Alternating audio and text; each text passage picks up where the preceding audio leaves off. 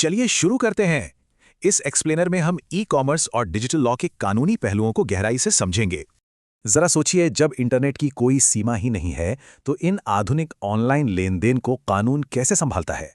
कागजी दस्तावेज सुरक्षित हैं पर महंगे, इलेक्ट्रॉनिक दस्तावेज तेज और सस्ते हैं, लेकिन इनमें हैकिंग का बड़ा रिस्क है।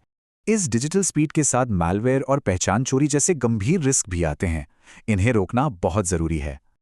ये है पहला पिलर। चलिए समझते हैं कि अदृश्य ऑनलाइन पहचानों को सुरक्षित रूप से कैसे वेरीफाई किया जाता है।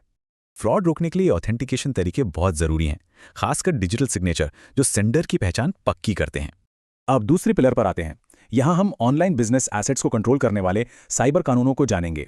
भारत का आईटी एक्ट 2000 मुख्य रूप से साइबर क्राइम, डिजिटल ऑथेंटिकेशन और ज़रूरी डेटा सुरक्षा को कंट्रोल करता है। यहाँ बड़ा खतरा है साइबर स्क्वॉटिंग। इसमें गलत नियत से मशहूर ब्रांड्स के मिलते जुलते डोमेन रजिस्टर कर लिए जाते हैं। सॉफ्टवेयर या म्यूजिक जैसे डिजिटल कंटेंट को कॉपी करना आसान है, इसलिए यहाँ कॉपीराइट उल्लंघन का बड़ा रिस्क रहता है। अब तीसरे पिलर पर चलते हैं। देखते हैं कि डिजिटल दुनिया कानूनी विवादों और ऑनलाइन समझौतों को कैसे संभालती है। ये एक बड़ी पहेली है। अगर खरीदार और विक्रेता अलग अलग देशों में हों तो किस अदालत का अधिकार होगा?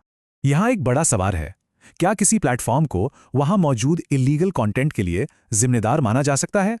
आमतौर पर प्लेटफॉर्म जिम्मेदार नहीं होते, बशर्ते वे न्यूट्रल रहें और जानकारी मिलते ही इलीगल कंटेंट को तुरंत हटा दें।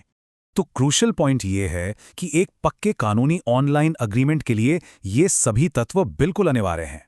ये कुछ आम ऑनलाइन कॉन्ट्रैक्ट्स हैं जो यूजर्स को इलेक्ट्रॉनिक रूप से उनके नियमों और शर्तों से बांध देते हैं। शॉर्ट में कहें तो सही कानूनी ढांचे और सुरक्षित तरीके ही ई कॉमर्स में ग्राहकों का सच्चा भरोसा बनाते हैं।